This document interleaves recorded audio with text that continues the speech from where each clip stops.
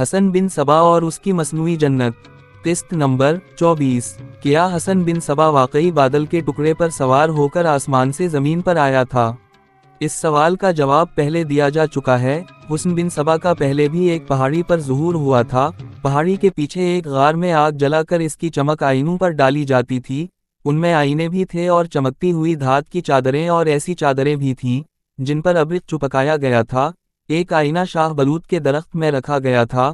آئینہ ستارے کی چمک سمجھتے رہے اور ایک روز شاہ بلوط کے ستارے کی چمک میں سے حسن بن صبا کا ظہور ہوا۔ اب ایک ٹیکری سے بادل اٹھا اور ٹیکری پر آیا، اس میں رنگ تیر رہے تھے اور اس میں سے حسن بن صبا نکلا۔ یہ بھی آگ چمکدار دھات یا ابرق کی چادروں اور آئینوں کا کرشمہ تھا۔ ٹیکری کے پیچھے دامن میں 15-20 گز لمبائی میں دہکتے انگارے پھیلائے گئے تھے اور ان پر دھوئیں پیدا کرنے والا بارود یا کوئی اور کیمیائی مادہ پھینکا گیا تھا جو سفید بادل کی شکل کا دھواں بن کر اوپر اٹھا۔ تاریخ میں یہ سراغ نہیں ملتا کہ یہ بارود تھا یا صفوف یا سیال مادہ۔ یہ تحریر ملتی ہے کہ اس وقت تک مسلمانوں نے بارود سازی اور کیمیاگری میں یورپ والوں کے مقابلے میں بہت زیادہ ترقی کر لی تھی۔ چونکہ وہ علاقہ جنگلاتی تھا، سبزہ زار تھا اور رات تھی، اس لیے فضا میں نمی زیادہ تھی۔ نمی کی وجہ سے دھواں فوراً اور نہ جلدی بکھرا۔ اسمی جو رنگ تیر رہے تھے آئینوں یا دھات کی چمکدار چادروں سے اس طرح دھوئیں میں شامل کیے گئے تھے کہ ٹیکری کے پیچھے آگ جلا کر اس کی چمک منعکس کی گئی اور آئینوں وغیرہ کے آگے باریک رنگ دار کپڑے رکھے گئے تھے۔ تاریخ میں اس سے زیادہ تشریح اور وضاحت نہیں ملتی۔ ٹیکری کے پیچھے کسی کو جانے کی اجازت نہیں تھی۔ قلعہ المت وہاں سے زیادہ دور نہیں تھا۔ اس بلندی پر جہاں قلعہ تھا ایک شہر آباد ہو گیا تھا، امیر قلعہ علموت۔ مہدی علوی کو اطلاع مل رہی تھی کہ فلاں جگہ ایک قافلہ پڑاؤ کیے ہوئے ہے جس کا امیر کارواں ایک برگزیدہ شخصیت ہے۔ مہدی علوی کو اس بزرگ کے معجزے بھی سنائے گئے لیکن اس نے دھیان سے نہ سنے اور کوئی اہمیت نہ دی۔ مہدی علوی کو یہ تو پتہ ہی نہ چل سکا کہ حسن بن صبا کی تشہیر اور تبلیغ کی تیزو تند ہوا چلی ہے، جس کا گزر المت سے بھی ہوا ہے اور اس سے اس کا محافظ دستہ بھی متاثر ہوا ہے۔ یہ انتظام احمد بن عطاش کا تھا۔ مہدی علوی کو یہ بھی معلوم نہ تھا کہ حسن بن صبا نے بادل کے ٹکڑے میں سے اپنے ظہور کا جو ڈھونگ رچایا ہے یہ المت کے کچھ لوگوں نے بھی دیکھا ہے اور انہوں نے اسے برحق مانا ہے۔ امیر اعلیٰ مقام مہدی علوی کو اس کے ایک مشیر نے پریشانی کے عالم میں کہا، ہم نے تو ادھر توجہ ہی نہیں دی تھی لیکن اپنے تمام لوگوں میں اور آپ کے محافظ دستے میں یہ عجیب و غریب خبر پھیل گئی ہے کہ امام حسن بن صبا بادل کے ٹکڑے میں آسمان سے اترا ہے اور لوگ دھڑا دھڑ اس کی بیعت کر رہے ہیں۔ ہم یہی کر سکتے ہیں کہ اسے اپنے علاقے سے نکال دیں۔ مہدی علوی نے کہا، کسی مسلمان کو یقین نہیں کرنا چاہیے کہ کوئی امام یا کوئی نبی یا کوئی بزرگ آسمان سے اترا ہے۔ ہم نبوت پر یقین رکھنے والے مسلمان ہیں اور نبوت کا سلسلہ ختم ہو چکا ہے۔ آپ نہ مانیں۔ مشیر نے کہا، میں بھی نہیں مانتا لیکن یہ صورتحال بڑی ہی خطرناک ہے کہ لوگوں نے بھی اسے سچ مان لیا ہے اور ہمارے سپاہیوں اور سواروں نے بھی۔ امیر محترم، میں نے جو معلومات فراہم کی ہیں ان سے پتہ چلتا ہے کہ یہ کوئی نیا فرقہ بن رہا ہے، اسے یہیں پر ختم کر دیا جائے تو اچھا ہے۔ ان دونوں میں کچھ دیر تبادلہ خیالات ہوا، کچھ بحث و مباحثہ ہوا، آخر مہدی علوی نے اپنا حکم سنایا۔ 50 سواروں کا ایک دستہ لے جاؤ۔ اس نے کہا، وہاں حسن بن صبا کے مرید اور متقد بھی ہوں گے، تم ساتھ جاؤ۔ حسن بن صبا سے کہنا کہ وہ تمہارے ساتھ آ جائے، نہ آئے تو اسے میرا حکم سنانا کہ تم زیر حراست ہو سکتا ہے اس کے مرید اور متقد مزاحمت کریں، کوشش کرنا کہ خون خرابہ نہ ہونے کو وہاں بہت کچھ ہو سکتا ہے اور یہ بھی ممکن ہے کچھ بھی نہ ہو۔ اگر معاملہ بگڑتا نظر آئے تو ایک سوار کو دوڑا دینا، میں اپنا تمام دستہ بھیج دوں گا۔ میں حسن بن صبا کو اپنے سامنے دیکھنا چاہتا ہوں۔ مہدی علوی کے حکم کی تعمیل فوری طور پر ہوئی۔ مشیر 50 سواروں کو ساتھ لے کر چلا گیا۔ فاصلہ زیادہ نہیں تھا، یہ دستہ دن کے پچھلے کھا چلا تھا۔ رات کو حسن بن صبا کی خیمہ گاہ میں پہنچ گیا۔ وہاں اب لوگوں کا اتنا ہجوم نہیں تھا، انہوں نے حسن بن صبا کی زیارت کر لی تھی اور وہ چلے گئے تھے۔ پیچھے حسن بن صبا کے اپنے آدمی رہ گئے تھے۔ سواروں نے خیمہ گاہ کو گھیرے میں لے لیا۔ حسن بن صبا اپنے مصاحبوں میں بیٹھا تھا، اس نے گھوڑوں کے ٹاپ سنے اور چونکا۔ اس کے مصاحبوں کے چہروں پر گھبراہٹ آ گئی، پیشتر اس کے کہ حسن بن صبا کوئی حرکت کرتا یا کوئی حکم دیتا۔ مہدی علوی کا مشیر خیمے میں داخل ہوا اور جھک کر سلام کیا، یا امام۔ مشیر عابد حبیبی نے حسن بن صبا سے مصافحہ کر کے اور اس کے سامنے دوزانوں بیٹھ کر کہا، امیر قلعہ علمت مہدی علوی نے امام کے حضور سلام بھیجا ہے اور یہ عرض بھی کہ امام جنگل میں پڑے اچھے نہیں لگتے، اگر امام قلعے میں آ جائیں اور کچھ دن یہاں رہ کر دیکھیں، اگر یہ جگہ پسند آ جائے تو قلعے میں ہی رہیں۔ کیا دعوت نامہ رات کے اس وقت دیا جاتا ہے؟ حسن بن صبا نے عابد حبیبی کی آنکھوں میں آنکھیں ڈال کر مسکراتے ہوئے کہا، اور کیا تمہارے یہاں مہمان کو محاصرے میں لے کر اسے دعوت دی جاتی ہے؟ امیر شہر نے حکم دیا کہ ابھی روانہ ہو جاؤ۔ عابد حبیبی نے کہا، ہم ایسے وقت روانہ ہوئے کہ یہاں بے وقت پہنچے، اگر آپ کے خیمے میں روشنی نہ ہوتی تو میں کل صبح آپ کے حضور حاضر ہوتا، اور یہ ہمارے ہاں رواج ہے کہ مہمان کے لیے ہم گھوڑسوار بھیجا کرتے ہیں، آپ کے لیے 50 گھوڑسوار لایا ہوں۔ امیر شہر کو میرا سلام کہنا، حسن بن صبا نے کہا، اور ان کا شکریہ ادا کرنا، پھر کہنا کہ میں آؤں گا لیکن میں اپنے رواج کے مطابق آؤں گا۔ رواج یہ ہے کہ پہلے امیر شہر کم از کم ایک رات کے لیے مجھے میزبانی کا شرف عطا کریں گے، پھر میں ان کے ساتھ ہیں علمود چل پڑوں گا۔ عابد حبیبی کو مہدی علوی نے حکم دیا تھا کہ حسن بن صبا کو اپنے ساتھ لے آئے، اگر وہ نہ آئے تو اسے میرا حکم سنانا کہ تم حراست میں ہو، اگر اس کے آدمی مزاحمت کریں تو جنگی کارروائی کرنا، اور مدد کی ضرورت ہو تو مجھے اطلاع دینا۔ دراصل مہدی علوی کا حکم یہ تھا کہ حسن بن صبا کو گرفتار کر کے لے آنا۔ عابد حبیبی نے پہلے دوستانہ انداز اختیار کیا تھا، اس نے حسن بن صبا کو ایسے انداز سے امام کہا تھا جیسے اس نے دل کی گہرائیوں سے اسے امام تسلیم کر لی ہو، لیکن حسن بن صبا نے اس کے ساتھ جانے کی بجائے یہ کہہ دیا کہ پہلے امیر شہر اس کے پاس آئے، تو عابد حبیبی نے یوں محسوس کیا جیسے امام نے اس کی اور اس کے امیر شہر کی عزت افزائی کی ہو۔ عابد حبیبی کا ارادہ تو یہ تھا کہ حسن بن صبا نے اس کے ساتھ جانے سے انکار کیا تو وہ اسے گرفتار کر کے اپنے ساتھ لے جائے گا، لیکن وہ جان نہیں سکا تھا کہ حسن بن صبا نے اس کی آنکھوں میں آنکھیں ڈالی تھیں اور اسی میں سارا راز تھا۔ عابد حبیبی اپنی آنکھوں کو حسن بن صبا کی آنکھوں سے آزاد نہیں کرا سکا تھا، حسن بن صبا نے اسے اپنا ٹاس کر لیا تھا، اس کا ذہن اب حسن بن صبا کے زیر اثر تھا۔ یوں تو ہر مورخ نے لکھا ہے کہ حسن بن صبا کے بولنے کا انداز ایسا تھا کہ سننے والے پر سحر کی سی کیفیت طاری ہو جاتی تھی، اور اس کا استدلال خالصتاً فریب کاری پر مبنی ہوتا تھا، لیکن اچھے خاصے دانشور بھی اس کے فریب میں آ جاتے تھے۔ عابد حبیبی سدھائے ہوئے جانور کی طرح اٹھا اور رخصت ہو گیا۔ 2 روز بعد علمود سے ایک گھوڑسوار آیا، اس نے حسن بن صبا کو پیغام دیا کہ امیر قلعہ علمود مہدی علوی تیسرے دن آ رہا ہے۔ سوار یہ پیغام دے کر چلا گیا تو حسن بن صبا نے اس کے استقبال کی اور اس کے لیے رہائش کی تیاریاں شروع کر دیں۔ اپنا شاہانہ خیمہ مہدی علوی کے لیے چھوڑ دیا، اپنے آدمیوں سے کہا کہ مہدی علوی آئے تو شام کو خوشبودار پھولوں کے گلدستے خیمے میں سجا دیں۔ اس کے پاس مہمان کے ہوش گم کرنے کا ایک ذریعہ اور بھی تھا، ایک تو خدیجہ تھی جس نے اسماعیل کے ساتھ مل کر سالار قزل ساروق کو کامیاب دھوکہ دیا تھا۔ خدیجہ نوجوان لڑکی نہیں، جوان عورت تھی، خوبصورت تو تھی ہی، اس کی ٹریننگ ایسی ہوئی تھی کہ پتھروں کو بھی موم کر لیتی اور فرعونوں کو بھی اپنے قدموں میں جھکا لیتی تھی۔ احمد بن عطاش اس کے پاس 2 اور لڑکیاں لے آیا تھا، انہیں قلعہ علمود پر قبضے کے لیے استعمال کرنا تھا۔ یہ بھی تربیت یافتہ اور آزمائی ہوئی لڑکیاں تھیں، انہیں اچھی طرح معلوم تھا کہ کس طرح صورتحال میں کیا کرنا ہے۔ تیسرے دن مہدی علوی آ گیا، حسن بن صبا نے اس کا استقبال اس طرح کیا کہ اپنے آدمیوں کو مہدی علوی کے راستے میں 2 زاویہ کھڑا کیا، ان کے ہاتھوں میں ننگی تلواریں تھیں جو اوپر کر کے ان کی نوکیں آمنے سامنے کے آدمیوں نے ملا رکھی تھیں۔ مہدی علوی ان تلواروں کے سائے میں گزر کر خیمے تک پہنچا، وہاں حسن بن صبا نے اس کا استقبال کیا، اور جب مہمان خیمے میں داخل ہوا تو خدیجہ اور دوسری 2 لڑکیوں نے اس پر پھولوں کی پتیاں نچھاور کیں۔ مہدی علوی بڑی خوشگوار حیرت میں مبتلا ہو گیا، کیا وہ آپ ہی ہیں جو آسمان سے اترے ہیں؟ کھانے کے بعد مہدی علوی نے حسن بن صبا سے پوچھا، کیا آپ کو یقین نہیں آ رہا؟ حسن بن صبا نے پوچھا، نہیں۔ مہدی علوی نے کہا، کوئی مسلمان یقین نہیں کر سکتا کہ کوئی امام یا نبی آسمان سے اترا ہو، اور کوئی مسلمان آپ کی کوئی بات یقین سے نہیں سنے گا جب تک اسے یہ یقین نہ دلائیں کہ آپ آسمان سے اترے ہیں۔ حسن بن صبا نے کہا، کیا آپ نہیں جانتے کہ نبیوں اور پیغمبروں کے ساتھ لوگوں نے کیا سلوک کیا تھا؟ آپ کیا جانتے ہیں؟ مہدی علوی نے پوچھا، نبوت، امامت، عبادت۔ حسن بن صبا نے جواب دیا، میں اللہ کی عبادت اور اس کے رسول صلی اللہ علیہ وسلم کا عشق چاہتا ہوں، اور میں چاہتا ہوں کوئی ایسی جگہ مل جائے جہاں سکون ہو، اطمینان ہو، اور میں عبادت میں ڈوب جاؤں۔ میرے پیرو مرشد نے مجھے بتایا ہے کہ عبادت میں مجھے ایک اشارہ ملے گا جو ویسا ہی ہوگا جس طرح رسول اللہ صلی اللہ علیہ وسلم پر وحی کا نزول ہوا کرتا تھا، اس اشارے میں میری راہ اور میری منزل کا تعین ہوگا۔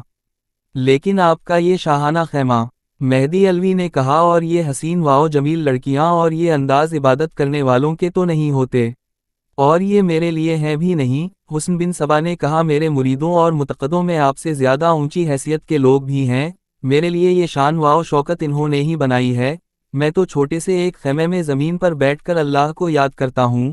آپ نے پوچھا ہے میں کیا چاہتا ہوں؟ میں چاہتا ہوں کہ مسلمان اللہ کے حضور سجدہ ریز ہو جائیں اور اپنا وقار بحال کریں۔ مہدی علوی کو معلوم نہیں تھا کہ وہ ایک انسان سے نہیں بلکہ ایک پراسرار طاقت سے محو گفتگو ہے، اور اسے محسوس نہیں ہو رہا کہ مکڑی کے جالے کے تار اس کے گرد لپیٹے جا رہے ہیں۔ آپ کے معجزوں کی حقیقت کیا ہے؟ مہدی علوی نے پوچھا۔ تبریز میں کیا ہوا تھا اور سلجوقیوں کے 1000 سواروں کے لشکر کو آپ نے کس طرح پسپا کیا تھا؟ یہ آپ مجھ سے نہ سنیں، حسن بن صبا نے کہا۔ ہو سکتا ہے مجھ پر آپ مبالغہ آرائی کا شک کریں، یہ ان سلجوقیوں سے پوچھیں جو میرے اتنا کہنے پر کہ واپس چلے جاؤ وہ واپس چلے گئے تھے۔ حسن بن صبا نے اسے اپنے یہ معجزہ سنانے شروع کر دیے۔ ایک ایک لفظ دروغ اور مبالغہ تھا، لیکن سنانے کا انداز ایسا کہ مہدی علوی مسحور ہوتا چلا گیا۔ انسان کی خطرناک کمزوریوں میں سے ایک یہ بھی ہے کہ یہ جاننے کے لیے انسان ہاتھ پاؤں مارتا ہے کہ اس کا آنے والا وقت کیسا ہوگا اور اس کی قسمت میں کیا لکھا ہے اور اسے بڑا رتبہ اور خزانہ کیسے مل سکتا ہے۔ کچھ ایسی ہی بات مہدی علوی حسن بن صبا سے کر بیٹھا۔ حسن بن صبا قلعہ علمود سے واقف تھا اور یہ علاقہ تو اسے بہت ہی پسند تھا، اس قلعے پر اس نے قبضہ کرنا تھا۔ مہدی علوی کی بات سن کر حسن بن صبا نے آنکھیں بند کر لیں اور اپنے اوپر مراقبے کی کیفیت طاری کر لی۔ اوہ! حسن بن صبا نے چونک کر آنکھیں کھولیں اور گھبرائے ہوئے سے لہجے میں بولا، بڑی ہی کالی گھٹا ہے جو علمت پر پھیلتی چلی جا رہی ہے، اس میں بجلیاں چھپی ہوئی ہیں۔ اس نے جھوٹ بولا، میں نے آپ کا قلعہ کبھی نہیں دیکھا، مجھے جو نظر آ رہا ہے وہ تو بہت ہی مضبوط ہے، اس میں راہداریاں تہخانے، راستے اور چور راستے ایسے ہیں کہ کوئی اجنبی ان میں چلا جائے تو انہیں میں بھٹک بھٹک کر مر جائے، لیکن اتنے قیمتی قلعے اور اتنے خوبصورت شہر کے تحفظ کے لیے مجھے کوئی فوج نظر نہیں آ رہی، کیا میں صحیح کہہ رہا ہوں یا مجھے غلط نظر آ رہا؟ مہدی علوی نے حسن بن صبا کی زبان سے اپنے قلعے کی تفصیلات سنے تو اس پر رقت طاری ہو گئی۔ اس نے حسن بن صبا کو بتایا کہ اس نے اپنے قلعے میں فوج رکھی ہی نہیں، صرف ایک محافظ دستہ ہے جس میں 500 سوار ہیں۔ فوج رکھیں؟ حسن بن صبا نے کہا، دشمن بڑھ رہا ہے، گھٹا گہری ہو رہی ہے، اگر آپ نے فوج رکھ لی تو یہ گھٹا جس میں بجلیاں چھپی ہوئی ہیں اڑ جائے گی اور آپ محفوظ رہیں گے۔ فوج تجربے کار ہونی چاہیے، بغیر فوج کے آپ قلعہ گوا بیٹھے گے۔ مہدی علوی حسن بن صبا کے جال میں آ گیا۔ اس نے حسن بن صبا کے ساتھ اس مسئلہ پر بات شروع کر دی کہ وہ اتنی زیادہ فوج نہیں رکھ سکتا کیونکہ وہ فوج کے اخراجات پورے کرنے کے قابل نہیں۔ حسن بن صبا اسے ڈراتا رہا کہ اس نے فوج نہ رکھی تو کوئی نہ کوئی دشمن اپنی فوج لے آئے گا اور قلعے پر قبضہ کر لے گا، حملہ آور سلجوقی بھی ہو سکتے ہیں۔ حسن بن صبا نے کہا، یہ گھٹا جو میں نے دیکھی ہے یہ بڑا ہی خطرناک اشارہ ہے، میں آپ کی یہ مدد کر سکتا ہوں کہ میرے ساتھ جو آدمی ہیں میں ان کی ایک فوج بنا سکتا ہوں، آپ انہیں 2 وقت روٹی دے دیا کریں، ان کی تنخواہ اور دیگر اخراجات میں اپنے ذمے لے لوں گا، یہ میں جہاں سے بھی پورے کروں یہ میری ذمہ داری ہوگی۔ آپ مجھے اپنے قلعے میں تھوڑی سی جگہ دے دیں جہاں میں عبادت کر سکوں اور جو لوگ میری زیارت کے لیے آئیں انہیں بٹھا کر ان کی رہنمائی کر سکوں، مجھے امید ہے کہ میں اپنے پیروکاروں کو مریدوں کو جو بھی حکم دوں گا وہ مانیں گے۔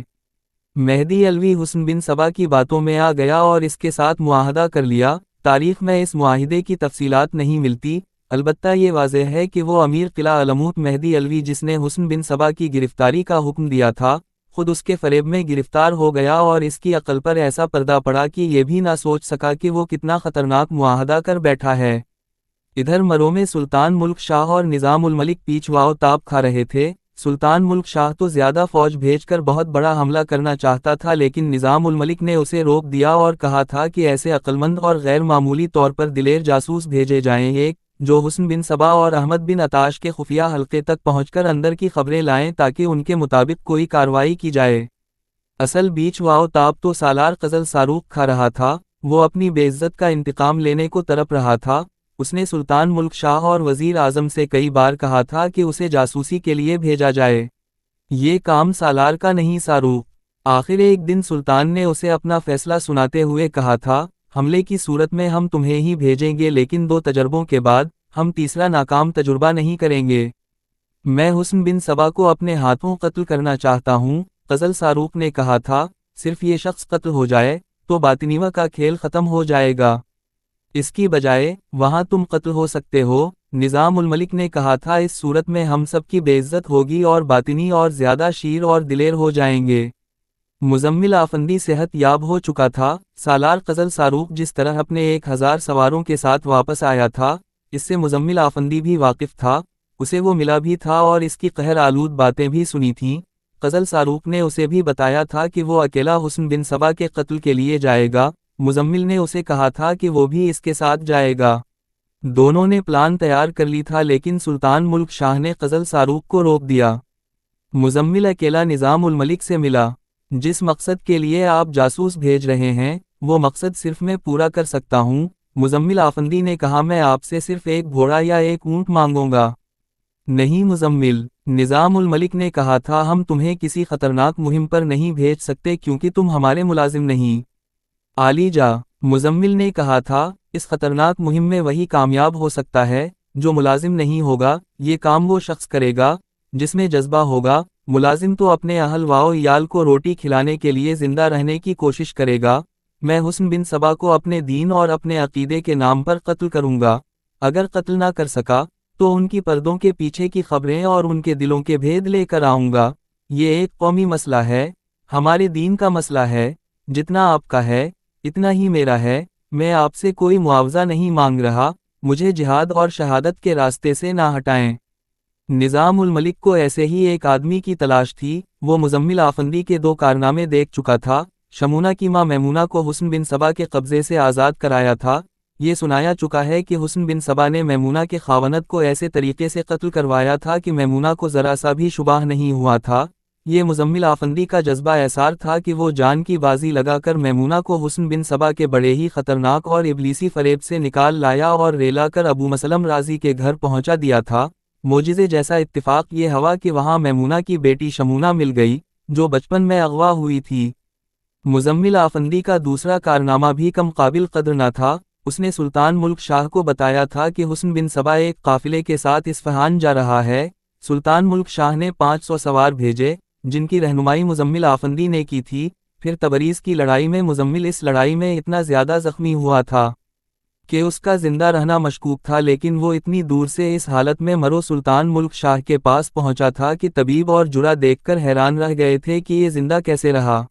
اب یہ مزمل آفندی ایک بار پھر اپنی جان کی بازی لگا رہا تھا۔ نظام الملک اسے سلطان ملک شاہ کے پاس لے گیا، سلطان نے اسے اجازت دے دی۔ مزمل آفندی اس علاقے میں جانے کی تیاری کر رہا تھا کہ اچانک شمونہ اپنی ماں میمونہ کے ساتھ رے سے آ گئی۔ یہ دونوں رے میں ابو مسلم رازی کے ساتھ رہتی تھیں۔ وہاں جس روز اطلاع پہنچی تھی کہ مزمل شدید زخمی حالت میں مرو آیا ہے، اس دن سے شمونہ اس کے پاس پہنچنے کو تڑپ رہی تھی، لیکن کسی مصلحت کی بنا پر اسے مزمل کے پاس نہیں جانے دیا جا رہا تھا۔ اب مزمل کی صحت یابی کی اطلاع ملی تو ابو مسلم رازی نے اونٹ پر پالکی بندھو کر ماں بیٹی کو مرو بھیج دیا۔ محافظ دستے کے چند 1 سوار ساتھ بھیجے تھے۔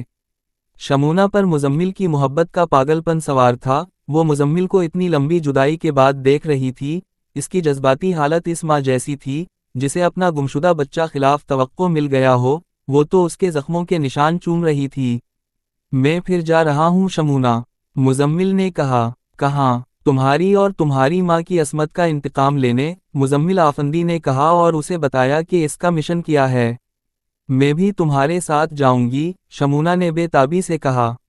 میرے لیے مشکل پیدا نہ کرو شمونہ، مزمل نے کہا، تم حسن بن صبا کی دنیا سے بھاگی ہوئی ہو، وہاں فوراً پہچانی جاؤں گی۔ تم حسن بن صبا کی دنیا سے واقف نہیں مزمل، شمونہ نے کہا، میں کوئی بھیس بدل لوں گی، تمہاری رہنمائی کروں گی۔ اس نے اتنی ضد کی کہ نظام الملک کو اطلاع دی گئی۔ اس نے شمونہ سے کہا کہ ہم مسلمان ہیں اور مسلمان اپنی بیٹیوں کو نہ میدان میں اتارا کرتے ہیں، نہ انہیں جاسوسی کے لیے استعمال کیا کرتے ہیں۔ پھر 1-2 باتیں سن لو مزمل، شمونہ نے کہا، کسی خوش فہمی میں نہ رہنا، باطنیوں کی نظریں انسان کے جسم کے اندر بھی چلی جایا کرتی ہیں، کسی پر اعتبار نہ کرنا۔ وہاں تمہیں مجھ جیسی کوئی لڑکی مل جائے اور تمہارے آگے روئے اور فریاد کرے کہ میں مظلوم ہوں، میری مدد کرو، تو پتھر بن جانا۔ یہ بھی یاد رکھنا کہ وہاں پتھر بھی موم ہو جایا کرتے ہیں، کہیں ایسا نہ ہو کہ قتل کرنے سے پہلے خود قتل ہو جاؤ۔ میں نے پارساؤں کو پانی بنایا ہے، وہ ابلیس کی ولایت ہے، وہاں اللہ والے راہ سے بے راہ ہو جاتے ہیں۔ شمونہ نے اسے اور بھی بہت سی ہدایات دیں، خطروں کی نشاندہی کی اور اسے بتایا کہ وہ راتوں کو سوئے تو ایک آنکھ کھول کر سوئے۔ مزمل آفندی نصف شب کے بعد مرو سے روانہ ہوا تھا۔ اس نے داڑھی پہلے ہی بڑھا لی تھی، اس سے پہلے اس کی داڑھی سلیقے سے تراشی ہوئی ہوتی تھی، جو اس کے سفیدی مائل گندمی چہرے میں دلکشی پیدا کرتی تھی۔ اس نے سر کے بال بڑھائے اور کچھ دن پہلے ہی انہیں دھونا چھوڑ دیا تھا۔ سلطان کے تجربے کار جاسوسوں نے اس کا بہروپ تیار کیا اور اسے شتربان بنا دیا، جو اپنے اونٹ باربرداری اور سواری کے لیے کرائے پر دیتا تھا۔ وہ بڑی لمبی مسافت طے کر کے خلجان میں داخل ہوا۔ اسے بتایا گیا تھا کہ وہ خلجان میں کہاں جائے اور کس سے ملے۔ خلجان میں ایک آدمی تھا جو سلجوقیوں کے جاسوسوں کو اپنے پاس رکھتا تھا۔ وہ خود جاسوس نہیں تھا، جاسوسوں کی رہنمائی کرتا تھا۔ سلجوقی جاسوس اپنے دائیں ہاتھ کی درمیانی اور چھوٹی انگلی کے درمیان والی انگلی میں ایک خاص ساخت کی انگوٹھی ڈال کر رکھتے تھے۔ کسی جاسوس کو جب خفیہ طور پر پناہ دینے والا آدمی مل جاتا اور وہ جاسوس کو پہچان تو جاسوس انگوٹھی اتار کر چھپا لیتا تھا۔ مزمل آفندی خلجان میں داخل ہوا۔ حسن بن صبا مہدی علوی کے ساتھ قلعہ المت میں داخل ہوا۔ مہدی علوی کو حسن بن صبا نے رات اپنے یہاں مہمان رکھا تھا۔ خود اپنی سادگی اور درویشی کے دکھاوے کے لیے معمولی سے ایک خیمے میں چلا گیا تھا اور مہدی علوی کو اپنے شاہانہ خیمے میں ٹھہرایا اور اس پر یہ ظاہر کیا تھا کہ یہ خیمہ اس کے لیے تیار کیا گیا تھا۔ خیمے میں پھول ہی پھول نظر آتے تھے، ان کی مہک خمار طاری کر رہی تھی۔ رنگا رنگ پھولوں میں ایک پھول اور بھی تھا جو چلتا پھرتا تھا، مسکراتا تھا، اس کی عطر بیز بو اور اس کے رنگ پھولوں سے جدا تھے۔ یہ تھی خدیجہ، جسے حسن بن صبا نے خاص ہدایات دے کر مہدی علوی کے ساتھ لگا دیا تھا۔ بظاہر خدیجہ کا کام یہ تھا کہ مہمان کی دیکھ بھال کرے، اس کا بستر ٹھیک کر دے اور اس کے پاس پانی رکھ دے اور اس کے خیمے کی شمع بجھا کر باہر آ جائے، پھر صبح اسے ناشتہ دے۔ لیکن خدیجہ کو کوئی اور ہی مقصد دیا گیا تھا۔ رات کھانے کے بعد حسن بن صبا مہدی علوی کو خیمے میں اکیلا چھوڑ کر اپنے خیمے میں چلا گیا تو خدیجہ مہدی علوی کے پاس آ گئی۔ اس نے لباس ایسا پہن رکھا تھا جس میں اس کا جسم پوری طرح مستور نہیں تھا، لیکن اس کی باتوں اور حرکات میں بے حیائی نہیں بلکہ شرم و حجاب تھا۔ مہدی علوی ادھیڑ عمر آدمی تھا، بڑھاپے میں داخل ہو چکا تھا۔ اس عمر میں آدمی بڑھاپے کو فریب دیا کرتا ہے کہ وہ ابھی جوان ہے۔ مہدی علوی تو ایک شہر کا امیر یعنی حاکم تھا، دولت میں کھیلتا تھا۔ اس کی 2 بیویاں تھیں، لیکن حاکم شہر 2 بیویوں سے مطمئن نہیں ہوا کرتے تھے، نت نئے غنچوں کے متلاشی رہتے ہیں، داشتہ ان کی زندگی کا لازمی جزو ہوتا تھا۔ خدیجہ کو دیکھ کر مہدی علوی نے اپنی جذباتی دنیا میں زلزلے کے جھٹکے محسوس کیے۔ خدیجہ کو معلوم تھا کہ مرد کو کوئی بات کیے بغیر کس طرح جال میں لایا جاتا ہے۔ وہ خیمے میں گلدستے اور دیگر اشیاء قرینے سے رکھ رہی تھی اور وہ جانتی تھی کہ مہدی علوی کی نظریں اس پر لگی ہوئی ہیں۔ وہ کوئی چیز اٹھا کر کہیں اور رکھنے کے لیے جھکتی تھی تو اس کے جسم کا کوئی ذرا سا حصہ عریہ ہو جاتا تھا۔ تم کون ہو؟ مہدی علوی نے پوچھا۔ خدیجہ نے جھوٹ بولا، بیوہ ہوں، خاونت تبریز کی لڑائی میں مارا گیا ہے، میں امام کی خدمت کے لیے اس کے ساتھ رہتی ہوں۔ بیوی بن کر؟ مہدی علوی نے پوچھا، یا شادی کے بغیر ہی؟ نہیں معزز مہمان، خدیجہ نے جواب دیا، امام کسی عورت کے ساتھ ایسا تعلق نہیں رکھتا، نہ بیوی نہ داشتہ۔ امام تو آسمان کی مخلوق ہے، خوبصورت لڑکیوں کو ساتھ رکھتا ہے، لیکن بالکل اس طرح جس طرح گلدانوں میں پھول رکھے ہوئے ہیں۔ تم بیوہ ہو خدیجہ؟ مہدی علوی نے کہا، جوان ہو اور اتنی حسین ہو کہ میں نے تم جیسی خوبصورت لڑکی کم ہی کبھی دیکھی ہے۔ کیا تم مرد کے ساتھ کی ضرورت محسوس نہیں کرتی؟ تشنگی سی اور میں کیا کہوں؟ خدیجہ نے شرمانے کی ایسی اداکاری کی جیسے زمین میں اتر جانا چاہتی ہو۔ مہدی علوی نے اپنا سوال دہرایا تو خدیجہ نے سر کے ہلکے سے اشارے سے بتایا کہ مرد کے ساتھ کی ضرورت محسوس کرتی ہے۔ کیا میرا ساتھ پسند کروں گی؟ مہدی علوی نے کہا، تمہارے امام سے اجازت لے لوں گا، تمہیں بیوی نہیں ملکہ بناؤں گا۔ میرے قریب آؤ، میرے پاس بیٹھو، میں آپ کو ایک خاص شربت بلاتی ہوں۔ خدیجہ نے کہا، یہ ہم اپنے بہت ہی خاص مہمانوں کو پلایا کرتے ہیں۔ اس نے ایک سراہی میں سے ایک پیالہ بھرا اور مہدی علوی کو پیش کیا۔ یہ شربت خاص طور پر خیمے میں رکھا گیا تھا۔ مہدی علوی نے شربت پی لیا اور خدیجہ کو اپنے ایک بازو کے گھیرے میں لے لیا۔ پھر جب شربت نے اپنا اثر دکھایا تو خدیجہ ایک طلسم یا ایک بڑا تھی، حسین آسیب بن کر مہدی علوی پر غالب آ گئی۔ خدیجہ جب آدھی رات سے کچھ پہلے خیمے سے نکلی تو اس کا جسم ویسا ہی پاک نہ تھا جیسا اس وقت تھا جس وقت وہ اس خیمے میں داخل ہوئی تھی۔ مہدی علوی کی آنکھ کھلی تو اس نے سب سے پہلے خدیجہ کو پکارا اور اسی روز وہ حسن بن صبا اور اس کے تمام آدمیوں کو اپنے ساتھ قلعہ علموت میں لے گیا۔ خدیجہ اور دوسری لڑکیاں بھی ساتھ تھیں۔ ادھر مزمل آفندی خلجان میں داخل ہوا۔ اسے بتا دیا گیا تھا کہ اس آدمی کا گھر کہاں ہے جس کے یہاں اس نے قیام کرنا ہے۔ اس کا نام احمد اوزال تھا، وہ سلجوق تھا۔ مزمل نے 3-4 آدمیوں سے اس کا گھر پوچھا، آخر اس نے 2 آدمیوں کو روکا اور ان سے احمد اوزال کا گھر معلوم کیا۔ انہوں نے اسے صحیح راستے پر ڈال دیا۔ وہ چلا گیا تو ان دونوں میں سے ایک آدمی نے اسے جاتے دیکھتا رہا۔ شاید میں اس شخص کو جانتا ہوں، ایک نے کہا۔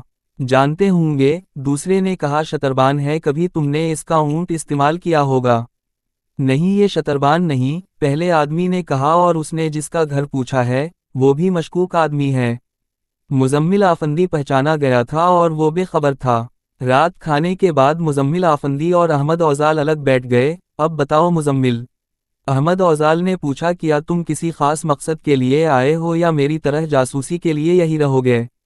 میں بہت بڑا مقصد لے کر آیا ہوں احمد بھائی۔ مزمل نے کہا، حسن بن سبا کو قتل کرنا ہے یا اسے زندہ پکڑ کر سلطان ملک شاہ کے حوالے کرنا ہے؟ کیا تمہیں سلطان نے کہا ہے کہ یہ کام کرنا ہے؟ احمد اوزال نے پوچھا۔ ہاں احمد بھائی، مزمل نے جواب دیا، سلطان نے کہا ہے اور وزیر نظام الملک نے بھی۔ نظام الملک نے بھی؟ احمد اوزال نے حیرت سے کہا، وہ دونوں اسے کوئی عامسا فریب کار اور شیطان فطرت انسان سمجھ رہے ہیں جسے وہ بڑی آسانی سے قتل کرا دیں گے، اسی لیے انہوں نے مجھے تمہارے پاس بھیجا ہے۔ مزمل نے کہا، مجھے بتاؤ کہ میں اسے کہاں اور کس طرح قتل کر سکتا ہوں۔ اگر تم اسے ناممکن سمجھتے ہو تو یہ بھی بتا دوں، میں ناممکن کو ممکن کر کے دکھا دوں گا۔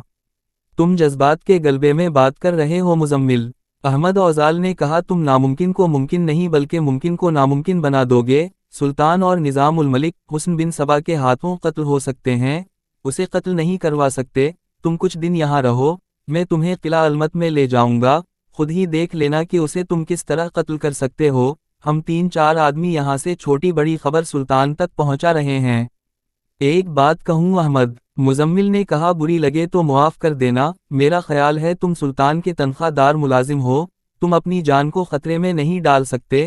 میں جذبہ لے کر آیا ہوں، اس میں بری لگنے والی کوئی بات نہیں مزمل۔ احمد اوزال نے کہا، بے شک ہم اس علاقے میں جو چند ایک آدمی جاسوسی کے لیے آئے ہیں سب تنخواہ دار ملازم ہیں، لیکن ہم رضاکارانہ طور پر آئے ہیں اور وہی جذبہ لے کر آئے ہیں انڈرسکور جس نے تمہیں یہاں آنے پر مجبور کیا ہے۔ فرق صرف یہ ہے کہ ہمیں تجربہ کار اساتذوں نے جاسوسی کی تربیت دی تھی، پھر ہمیں آزمائشوں میں ڈال کر پرکھا اور اس وقت یہاں بھیجا جب انہوں نے اطمینان کر لیا کہ ہم اس کام کے لیے تیار ہو گئے ہیں۔ صرف ایک جذبہ کچھ نہیں کر سکتا، اور میں تمہیں یہ بھی بتا دوں مزمل، جس میں جذبہ نہیں وہ بھی کچھ نہیں کر سکتا۔ تم میری رہنمائی کرو احمد۔ کیوں نہیں کروں گا؟ احمد اوزال نے کہا، میں تمہیں علموت لے جاؤں گا، خود دیکھنا کہ حسن بن سبا تک قتل کے ارادے سے پہنچنا کس قدر دشوار اور خطرناک ہے۔ اس نے نبوت کا دعویٰ نہیں کیا لیکن لوگوں نے اسے نبی ماننا شروع کر دیا ہے۔ اس نے لوگوں سے کہا ہے کہ وہ انہیں دنیا میں جنت دکھا دے گا۔ یہ میں جانتا ہوں، مزمل آفندی نے کہا، اس نے اپنی شخصیت میں ابلیسی اوصاف پیدا کر لیے ہیں۔ ہاں، احمد اوزال نے کہا، تم یہ بھی جانتے ہوں گے کہ انسانی فطرت کی کمزوریوں اور کبھی پوری نہ ہونے والی خواہشات کو اگر تسکین ملتی ہے تو وہ ابلیسی اوصاف سے ملتی ہے یا اس انسان سے ملتی ہے جس نے اپنے آپ میں یہ اوصاف پیدا کر لیے ہوں۔ ابلیس کا بنیادی وصف ہے بندگان خدا کو خدا اور رسول اللہ صلی اللہ علیہ وسلم کے بتائے ہوئے راستے سے ہٹانا اور نفسانی لذات پرستی کا عادی بنا دینا۔ باتیں بہت ہو چکی ہیں احمد بھائی، مزمل آفندی نے کہا، اب کچھ کرنا ہے، اس ابلیس کا راستہ روکنا ہے۔ یہ صرف سلطان ملک شاہ کا مسئلہ نہیں، یہ ہر مسلمان کا مسئلہ ہے، یہ میرا اور تمہارا مسئلہ ہے، یہ دین اسلام کا مسئلہ ہے۔ میں حسن بن سبا پر 2 وار کر چکا ہوں، اس کے قبضے سے ایک عورت کو آزاد کرایا تھا۔ مزمل نے احمد اوزال کو سنایا کہ اس نے میمونہ کو کس طرح حسن بن سبا سے آزاد کرایا تھا، یہ بھی سنایا کہ اس نے کس طرح اس قافلے پر 500 سواروں کا چھاپا مروایا تھا جس قافلے کے ساتھ حسن بن سبا اصفہان جا رہا تھا۔ میں اپنی جان کی قربانی دینے آیا ہوں احمد بھائی، مزمل نے کہا، مجھے تمہارے پاس بھیجا گیا ہے، تم نے میری رہنمائی کرنا ہے۔ میں عہد کر کے آیا ہوں کہ زندہ اسی صورت میں واپس جاؤں گا کہ حسن بن سبا زندہ نہیں ہوگا۔ میں کامیاب لوٹنا چاہتا ہوں، میں تمہارے ساتھ ہوں مزمل۔ احمد اوزال نے کہا، میں تمہارا حوصلہ توڑ نہیں رہا، صرف خطروں سے آگاہ کر رہا ہوں۔ میں تمہیں چند دن اپنے پاس رکھ کر تمہاری تربیت کروں گا۔ جاسوسی اور تباہ کاری کے معاملے میں تم بالکل کورے ہو، تمہیں کچھ تو معلوم ہونا چاہیے۔ یہاں تمہیں اپنے دوستوں سے بھی ملوانا ہے، کل صبح باہر نکل جانا اور سارے شہر میں گھوم پھر کر یہاں کی گلیاں اور بازار بھی دیکھنا اور یہاں کے لوگوں کو بھی دیکھنا، یہ خیال رکھنا کہ کوئی تمہارے ساتھ الیک سلیک کرے تو اسے تپاک اور خندہ پیشانی سے ملنا، یہ بتاؤ کہ تم سے کوئی پوچھ لے کہاں سے آئے ہو اور کیوں آئے ہو، تو کیا جواب دو گے؟ کہہ دوں گا بغداد سے آیا ہوں، مزمل نے جواب دیا۔ اصفہان کہہ دوں گا، میں نے بہت سفر کیا ہے اور بڑے شہروں سے واقف ہوں، یہاں آنے کی وجہ سیرو سیاحت بتاؤں گا۔ یہ ٹھیک ہے، احمد اوزال نے کہا، تم عقل والے ہو، میں سوچتا تھا کہ تم مرورے نیشاپور کہو گے، یہاں کسی کو پتہ نہ چلے کہ تمہارا سلطنت سلجوق کے ساتھ کوئی تعلق ہے، میرے متعلق دل میں کوئی غلط فہمی نہ رکھنا مزمل۔ میں مسلمان تو ہوں لیکن میں سلجوق ہوں، ترک ہوں، اس سلطنت کی بنیادوں میں میرے آبا اجداد کا خون رچا بسا ہوا ہے، میں اس سلطنت کے ساتھ غداری نہیں کر سکتا، میں پہلے مسلمان ہوں، پھر سلجوق ہوں، اس طرح اس سلطنت کے ساتھ میرے دو رشتے بنتے ہیں، مجھے تنخواہ دار ملازم نہ سمجھنا، میں تمہارے ساتھ نہیں ہوگا تو بھی مجھے اپنے ساتھ سمجھنا، اور بہت ہی ضروری بات یہ ذہن میں رکھنا کہ اس شہر میں باطنیوہ کے جاسوس بھی موجود ہیں، کہیں پکڑے نہ جانا۔ اگلی صبح مزمل آفندی احمد اوزال کے گھر سے اس خیال سے نکلا کہ سارے شہر میں گھوم پھر کر شہر سے واقفیت حاصل کرے گا۔ گلی میں اسی کی عمر کا ایک آدمی ٹہل رہا تھا، مزمل نے اس کی طرف توجہ نہ دی، اسے صرف دیکھا اور ایک طرف نکل گیا، وہ اس شہر میں اجنبی تھا، گلیوں کے موڑ مرتا گیا، ایک گلی سے مڑ کر ایک اور گلی میں داخل ہوا، ایک اور گلی اس گلی کے ساتھ ملتی تھی۔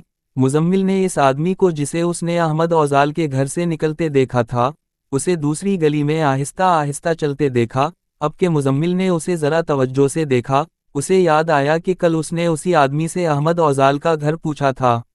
مزمل بازار میں چلا گیا اور ایک دکان پر رک گیا، یہ خنجروں اور چھوٹی بڑی تلواروں کی دکان تھی، مزمل خنجر اٹھا کر دیکھنے لگا، اس نے دائیں طرف دیکھا، اگلی دکان پر وہی آدمی کھڑا مزمل کی طرف دیکھ رہا تھا، مزمل نے اسے دیکھا تو اس نے منہ دوسری طرف پھیر لیا۔ اس کے بعد مزمل جدھر بھی گیا، اس نے کچھ فاصلے پر اس آدمی کو دیکھا۔ دوپہر کے کھانے کے وقت مزمل واپس احمد اوزال کے گھر آیا اور اسے بتایا کہ ایک آدمی اس کا پیچھا کرتا رہا ہے، میں نے اسی آدمی سے تمہارے گھر کا پتہ پوچھا تھا۔ مزمل نے کہا، یہ حسن بن صبا کا جاسوس ہے۔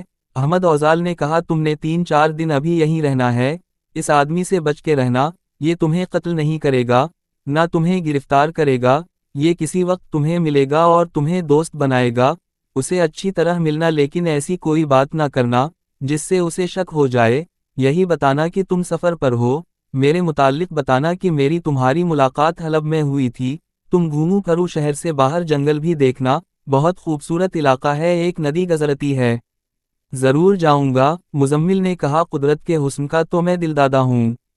نہیں مزمل، احمد اوزال نے کہا، تم نے قدرت کے حسن میں کھو نہیں جانا بلکہ یہ دیکھنا ہے کہ تمہیں اگر یہاں سے بھاگنا پڑے تو جنگل میں کہاں کہاں چھپتے ہوئے بھاگو گے، یاد رکھو مزمل، جاسوس اور تباہ کار کو کیڑے مکوڑوں کی طرح رہنا ہوتا ہے۔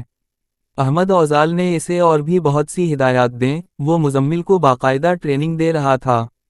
کھانے کے بعد مزمل پھر نکل گیا، اس نے ادھر ادھر دیکھا، اسے توقع تھی کہ وہ آدمی پھر اسے نظر آئے گا لیکن وہ نظر نہ آیا۔ مزمل شہر سے نکل کر جنگل کی طرف ہو لیا، آگے اونچی نیچی ٹیکریاں تھیں جو سبز گھاس، خوبصورت جھاڑیوں اور درختوں سے ڈھکی ہوئی تھیں، واقعی بہت خوبصورت علاقہ تھا۔ مزمل آفندی جوان آدمی تھا، ایسے روح افزا علاقے اسے بہت ہی اچھے لگتے تھے، وہ 2-3 ٹیکریوں کے درمیان سے گزر کر آگے چلا گیا، اسے ندی نظر آئی، اس کے کناروں پر گھنے درخت تھے، اس کے پس منظر میں پہاڑی تھی، وہ بھی سبز پوش تھی، اس پر بادلوں کے سفید ٹکڑے منڈلا رہے تھے۔ مزمل ندی کی طرف جا رہا تھا، اسے اپنے پیچھے ایسی سرسراہٹ سنائی دی جیسے کوئی خشک گھاس پر چل رہا ہو، اس نے گھوم کر پیچھے دیکھا، وہاں کوئی نہیں تھا، اسے یوں شک ہوا جیسے اس نے کسی جنگلی جانور یا کتے یا بلہ کو ٹیکری کی اوٹ میں ہوتے دیکھا ہے، اسے وہم سمجھ کر وہ ندی تک پہنچ گیا اور کنارے پر ٹہلنے لگا، ندی کا جلترنگ بجاتا ہوا شفاف پانی دلوں پر وجد طاری کر رہا تھا۔ مزمل کو یاد آیا کہ احمد اوزال نے اسے کہا تھا کہ قدرت کے حسن میں ہی نہ کھو جانا بلکہ وہاں چھپنے کی جگہیں دیکھنا، اس نے ہر سو دیکھا، اسے جھاڑیوں کے اور اونچے اور گھنے پودوں کے جھرمٹ نظر آئے، بعض ٹیکریاں دیواروں جیسی تھیں، ان کے دامن میں ہاتھی گھاس بھی تھی اور ہرے سرکنڈے بھی، بعض گھنے درخت ایسے بھی تھے جن کے نیچے والے ٹہن زمین کے قریب آ گئے تھے۔ مزمل کو خیال آیا کہ وہ ایسے کسی ٹہن پر چڑھ جائے گا اور چوڑے پتوں والی گھنی شاخیں اسے چھپا لیں گی۔ इसे नदी के किनारे के करीब 3-4 दरख्तों का झुंड दिखाई दिया, उन पर चौड़े पत्तों वाली बेलें चढ़ी हुई थीं, ये दरख्तों के दरमियान से उठ रही थीं, इन बेलों ने दरख्तों के नीचे गार या गिफ की तरह का कमरा सा बना रखा था। मुजम्मिल नदी के साथ साथ वहां तक जाने की बजाय चक्कर काटकर अकब से आगे गया, उसे सामने से देखने को आगे हुआ तो वो ठटक कर एक कदम पीछे हो गया। वहां एक आदमी बैठा हुआ था। मुजम्मिल को किसी आदमी से कोई डर और खतरा नहीं हो सकता था, लेकिन ये वही आदमी था जो गलियों और बाजारों में इसके साथ साए की तरह लगा रहता था। कुछ देर पहले मुजम्मिल ने अपने पीछे जो आहट और सरसराहट सुनी थी, वो उसी आदमी की थी। इसे वहां देखकर मुजम्मिल फौरन समझ गया कि ये शख्स जंगल में भी इसके पीछे आ गया है। वो गुस्से से आग बबूला हो गया। उसने अपने कपड़ों के अंदर खंजर अरस रखा था। वो आदमी उठ रहा था। मुजम्मिल ने बड़ी तेजी से खंजर निकाला। इसके जहन में अहमद औजाल के अल्फाज गूंजे, ये हुस्न बिन सबा का जासूस है। मुजम्मिल को यूं सुनाई दिया जैसे उसे किसी ने कहा हो, ये हुस्न बिन सबा है। ये आदमी उठा ही था कि मुजम्मिल का बायां हाथ तीर की तरह आगे हुआ और इस हाथ ने इस आदमी की गर्दन दबोच ली। मुजम्मिल के दूसरे हाथ में खंजर था। इसके खंजर की नोक उस शख्स के दिल के मकाम पर रख दी। बाएं हाथ का पंजा इतनी जोर से दबाया कि इस आदमी ने अपने दोनों हाथों से मुजम्मिल की बाएं कलाई पकड़ ली और तड़पने लगा। इसमें इतनी ताकत नहीं रही थी कि मुजम्मिल के पंचे से अपनी गर्दन छुड़वा सकता। इसके साथ ही मुजम्मिल के खंजर की नोक उसके दिल के मकाम पर चुभ रही थी। मुजम्मिल इसे जान से मार सकता था, लेकिन उसे ख्याल आ गया कि इससे ये तो पूछ ले कि वो कौन है और चाहता किया है, और अगर वो हुस्न बिन सबा के बातिनी फ़िरका का जासूस है तो इससे राज की कुछ बातें पूछ ले। ये ख्याल आते ही उसने उस शख्स की टांगों के पीछे अपनी एक टांग करके बाएं हाथ से ऐसा धक्का दिया कि वो आदमी पीठ के बल गिरा। मुजम्मिल कूदकर इसके पीठ पर बैठ गया और खंजर की नोक इसकी शहरग पर रख दी। क्या चाहते हो? मुजम्मिल ने पूछा। मेरे पीछे क्यों लगे हुए हो? मैं बता नहीं सकता। उसने कहा, बताया तो तुम मुझे कत्ल कर दोगे। कत्ल तो मैं तुम्हें कर ही दूंगा। मुजम्मिल ने कहा, सच बोल दोगे तो शायद मैं तुम्हें छोड़ दूं। उस वक्त मेरी जान तुम्हारे हाथ में है। उसने कहा, इसलिए मैं तुम्हें ये नहीं कह सकता कि वादा करो तुम किसी को बताओगे नहीं। सच बोलोगे तो जो वादा चाहोगे पूरा करूंगा। मुजम्मिल ने कहा, मैंने तुम्हें कत्ल करना था। इस शख्स ने कहा, लेकिन एक बात का यकीन करना था। मेरा कसूर? तुम बातिनीवर के जासूस हो। इस आदमी ने कहा, तुम हुस्न बिन सबा के इस गिरोह के आदमी हो जो बड़े लोगों को कत्ल करते हैं, और मैं हुस्न बिन सबा को कत्ल करने के लिए घर से निकला हूँ। तुमने कहा था सच बोलो। मैंने सच बोल दिया है। अब चाहो तो मुझे कत्ल कर दूं। तुम्हें किसने बताया मैं हुस्न बिन सबा के कातिल गिरोह का आदमी हूँ? मुजम्मिल आफंदी ने पूछा। कल तुमने मुझसे अहमद औजाल का घर पूछा था। इसने जवाब दिया, मेरे साथ एक और आदमी था। उसने तुम्हारे मुताल्लिक कहा था कि उसे शक है कि तुम बातिनी हो और शायद तुम कातिल गिरोह के आदमी हो। मैं यही मालूम करने के लिए तुम्हारे पीछे फिर रहा था। शक सही होने की सूरत में मैंने तुम्हें कत्ल करना था। हमें बताया गया है कि हुस्न बिन सबा के पेशावर सिर्फ एक कातिल को कत्ल करने का इतना ही सवाब मिलता है जैसे तुमने हुस्न बिन सबा को कत्ल कर दिया। बेशक उस वक्त मेरी जान तुम्हारे कब्जा इख्तियार में है, लेकिन तुम में मर्दांगी है, तो तुम भी सच बता दो कि तुम पर मेरा जो शक है ये सही है या गलत। कम अक्ल इंसान। मुजम्मिल ने कहा, अगर तुम्हारा शक सही होता तो अब तक मेरा खंजर तुम्हारी शहरग काट चुका होता। मुजम्मिल आफंदी ने उसकी शहरग से खंजर हटा लिया, फिर इसके पीठ से उतरकर उसके करीब बैठ गया। वो आदमी उठ बैठा। कौन से फिरके से ताल्लुक़ रखते हो? मुजम्मिल ने इससे पूछा। नाम क्या है तुम्हारा? अहल सुन्नत हूँ, उसने जवाब दिया। उबैद इब्न आबिद मेरा नाम है, सब मुझे बिन अबद कहते हैं। हुस्न बिन सबा किला अलमत में है। मुजम्मिल ने कहा, और तुम यहाँ खलजान में उसे किस तरह कत्ल करोगे? देखो, मेरे दोस्त बिन आबिद ने कहा, मैंने तुम्हें अपना राज दे दिया है, अब और ज्यादा भेद लेने की कोशिश ना करो। तुम्हारा खंजर मेरे दिल पर और शहरग तुम्हारे पंचे में आ गई थी और मैं बेबस हो गया था। अब तुम्हारे हाथ में खंजर है और मैं खाली हाथ हूँ। मुझ पर हमला करके देखो। मैं असतादों से खाली हाथ लड़ने और कत्ल करने की तरबियत लेकर आया हूँ। मैं कोई गया गुजरा आदमी नहीं हूँ। मेरे आबा इजदाद सख्फी थे। मुझे तुम पर शक है कि तुम किसी और फिरके के आदमी हो। मैं अहल सुन्नत हो बिन आबिद। मुजम्मिल ने कहा, मेरे दादा इस्फहान में आबाद हो गए थे। मैं तुमसे एक खास मकसद के लिए पूछ रहा हूँ कि हुस्न बिन सबा को किस तरह कत्ल करोगे। ये काम एक आदमी का नहीं, बिन आबिद ने कहा, मुझे एक साथी की ज़रूरत है। मैं उसी मकसद के लिए खलजान में रुका हुआ हूँ। मैं हैरान हूँ कि एक से बढ़कर एक दिलेर आदमी मौजूद है, जज्बे वाले भी मौजूद हैं। یہ وہ پکے مسلمان ہیں جو حسن بن سبا کا نام سنتے ہی تو تھوک دیتے ہیں، لیکن حسن بن سبا کے قتل کے لیے کوئی بھی تیار نہیں ہوتا۔ وجہ کیا ہے؟ بزدلی، بن عابد نے جواب دیا۔ کہتے ہیں وہاں جا کر بندہ خود قتل ہو جاتا ہے، حسن بن سبا کو قتل نہیں کیا جا سکتا۔ تمہارا اپنا کیا خیال ہے؟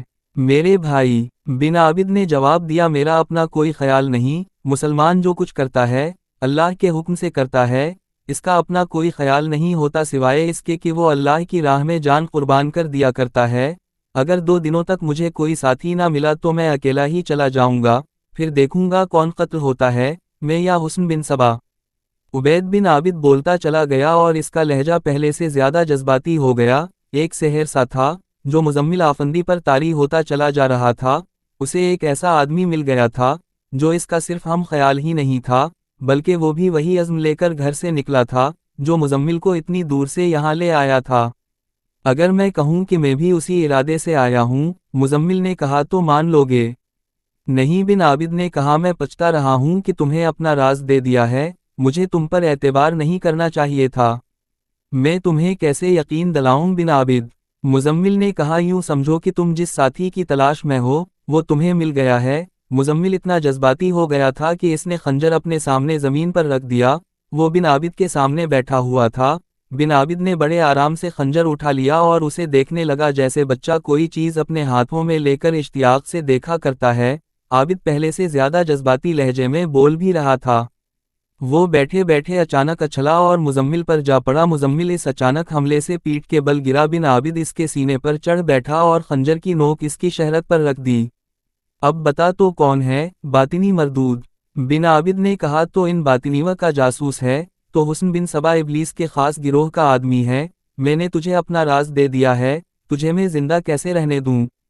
مزمل منت سماجد کے سوا کر بھی کیا سکتا تھا؟ وہ قسمیں کھا کھا کر یقین دلا رہا تھا کہ وہ راسخ العقیدہ مسلمان ہے اور وہ حسن بن سبا کے قتل کے ارادے سے آیا ہے۔ بن عابد مان نہیں رہا تھا۔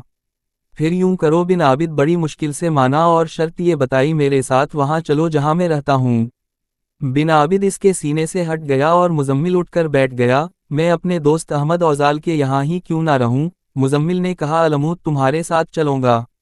نہیں، بن عابد نے کہا، میں تمہیں اس لیے اپنے ساتھ لے جا رہا ہوں کہ مجھے مکمل طور پر یقین کرنا ہے کہ تم قابل اعتماد ہو، اور تمہیں اپنے ساتھ لے جانے کی دوسری وجہ یہ ہے کہ احمد اوزال ٹھیک آدمی نہیں۔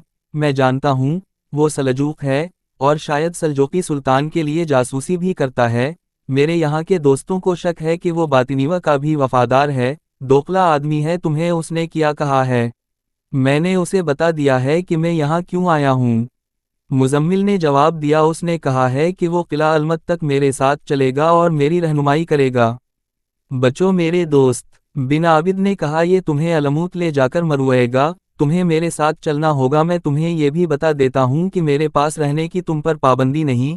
میرے دوستوں سے ملو گے اور ان کی باتیں سنو گے تو خود محسوس کرو گے کہ تمہیں ہمارے پاس ہی رہنا چاہیے، اس صورت میں ہم تمہارے دوست کو پتہ نہیں چلنے دیں گے۔ مزمل آفندی پر خاموشی طاری ہو گئی، اس کا ذہن الجھ گیا۔ وہ بن عابد کے ساتھ چل پڑا۔ اسے چلتے چلتے خیال آیا کہ احمد اوزال کو تو وہ جانتا ہی نہیں تھا، اس کے پاس آئے ابھی ایک رات ہی گزری اور اگلا دن گزر رہا تھا۔ عبید ابن عابد اسے ایک گھر میں لے گیا جہاں 2 آدمی موجود تھے۔ وہ اٹھ کر بڑے تپاک سے مزمل سے ملے۔ بن عابد نے اپنے دوستوں کو بتایا کہ مزمل بھی اسی مشن پر آیا ہے جو مشن عابد کا ہے۔ ان دونوں آدمیوں نے مزمل کے ساتھ وہی باتیں کی جو بن عابد نے کی تھی۔ مزمل نے انہیں بھی یقین دلانے کی کوشش کی کہ باطنیوں کے ساتھ اس کا کوئی تعلق نہیں۔ مزمل آفندی، ایک آدمی نے کہا، تم قرآن ہاتھوں پر اٹھا کر قسم کھا سکتے ہو، مسجد میں جا کر بھی قسم کھا سکتے ہو، لیکن یہ کوئی ثبوت نہیں ہوگا کہ تم جو کچھ کہہ رہے ہو یہ سچ ہے۔ میں تمہیں ایک بات بتا دوں، اگر تم نے بھاگنے کی کوشش کی تو زندہ نہیں رہو گے، دنیا کے کسی بھی گوشے میں چلے جاؤ گے، تمہیں قتل کرنے کے لیے ہمارا ایک آدمی وہاں پہنچ جائے گا۔ اگر تم اسلام کے ساتھ مخلص اور دیانتدار ہو تو ہمارے پاس رہو۔ اب چونکہ ہم نے ایک دوسرے کو اپنا راز دے دیا ہے، اس لیے یہ بھی بتا دو کہ تمہیں یہاں کس نے بھیجا ہے۔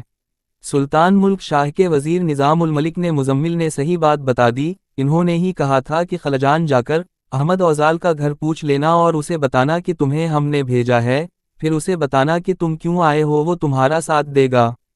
بن عابد نے تمہیں بتایا ہوگا، اس آدمی نے کہا احمد اوزال قابل اعتماد آدمی نہیں، اگر یہ تمہیں پکڑوا دے گا تو ہم حیران نہیں ہوں گے، ہمیں بن عابد کے لیے ایک ساتھی کی ضرورت تھی، ہم تو کہتے ہیں کہ اللہ نے ہماری مدد کی ہے کہ تمہیں بھیج دیا ہے، اور یہ بھی اللہ کی ہی مدد ہے کہ تم ہمیں مل گئے اور ہم نے تمہیں احمد اوزال سے بچا لیا۔ تم ایک بار ضرور سوچو گے۔ دوسرے آدمی نے کہا تم پوچھ سکتے ہو کہ ہم میں سے کوئی بن عابد کے ساتھ کیوں نہیں گیا؟ یہ تو میں ضرور پوچھوں گا، مزمل نے کہا جواب پر غور کرو مزمل۔ اس آدمی نے کہا اگر ہم بن عابد کے ساتھ چلے گئے تو پیچھے ہمارے محاذ کو چلانے والا کوئی نہیں رہے گا، ہمارے محاذ میں کچھ آدمی اور بھی ہیں لیکن وہ اتنے بڑے خطرے میں جانے کے قابل نہیں اور وہ جانے سے ڈرتے بھی ہیں۔ میں ڈرنے والوں میں سے نہیں، مزمل نے کہا، لیکن میں یہ یقین کس طرح کروں کہ تم لوگ مجھے دھوکہ نہیں دے رہے؟ یہی سوال ہم تم سے پوچھنا چاہتے ہیں۔ اس آدمی نے کہا ہم کس طرح اعتبار کر سکتے ہیں کہ تم ہمیں دھوکہ نہیں دوں گے؟ اس مسئلہ پر باتیں شروع ہوئیں تو مزمل آفندی کو یقین آ گیا کہ یہ لوگ قابل اعتماد ہیں اور اس نے انہیں یقین دلا دیا کہ وہ بھی قابل اعتماد ہے۔ اس نے یہ ثبوت پیش کیا کہ اپنا فیصلہ سنا دیا کہ وہ احمد اوزال کے پاس نہیں جائے گا۔ اس جماعت کا جو سردار بنا ہوا تھا اس نے فیصلہ کیا کہ آج ہی رات بن عابد اور مزمل قلعہ علمود کو روانہ ہو جائیں۔ ہمارے 2 آدمی وہاں بھی موجود ہیں مزمل، سردار نے کہا بن عابد کو معلوم ہے وہ بڑی اچھی اور محفوظ پناہ ہے، تمہیں کسی بہروپ کی بھی ضرورت نہیں، یہ خیال رکھنا کہ کوئی تم سے پوچھے کہ تم کون ہو تو کہنا میں امام کا شیدائی ہوں، کسی کے ساتھ حسن بن سبا کے خلاف کوئی بات نہ کرنا۔ قتل کس طرح کریں گے؟ مزمل نے پوچھا۔ یہ تم نے وہاں جا کر دیکھنا ہے، سردار نے کہا، ویسے اس تک پہنچنا بہت مشکل ہے، وہ لوگوں کے سامنے آتا ہے لیکن لوگوں کے درمیان یعنی قریب نہیں آتا، تم دونوں یوں کرنا کہ اس کے محافظوں تک پہنچ جانا اور رو رو کر تڑپ تڑپ کر منت سماجت کرنا کہ تم امام کے ہاتھ چومنے کے لیے اصفہان سے آئے ہو، اگر تمہیں اجازت مل جائے تو خنجر تمہارے پاس ہوں گے، یہ سوچ لو کہ اسے تو قتل کر دو گے لیکن خود وہاں سے زندہ نہیں نکل سکو گے۔ دوسرا طریقہ تیر ہے، حسن بن سبا کبھی کبھی باہر نکلتا ہے، یہ تم نے دیکھنا ہے کہ اس پر کہاں سے تیر چلا سکتے ہو، اس صورت میں تمہیں بھاگ نکلنے کا موقع مل سکتا ہے۔ میرا مقصد اسے قتل کرنا ہے، مزمل نے کہا، بھاگ سکے تو بھاگ آئیں گے ورنہ بھاگنا میرا مقصد نہیں۔ یہ ہوئی نہ بات، بن عابد نے کہا ایسا ساتھی مجھے کہاں مل سکتا تھا؟ سورج غروب ہو گیا تو احمد اوزال مزمل کا انتظار کرتے کرتے تھک گیا اور پریشان ہو گیا، اس نے مزمل سے کہا بھی تھا کہ غروب آفتاب سے پہلے واپس آ جائے، وہ وہاں اجنبی تھا، کہیں گھر کا راستہ نہ بھول گیا ہو۔